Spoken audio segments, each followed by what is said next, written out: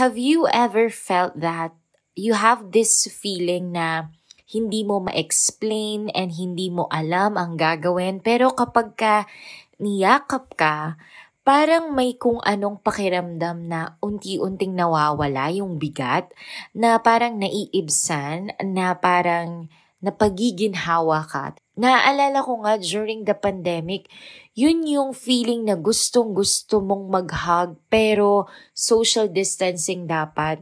There's also one time na I really felt ASDFGHJKL, na parang ang lungkot, na parang super pagod ka and I needed a hug. Pero yung malungkot doon, I don't have anyone na yayakapin nung oras na yun or nung moment na yun. Siguro yung ginawa ko noon, unan yung niyakap ko.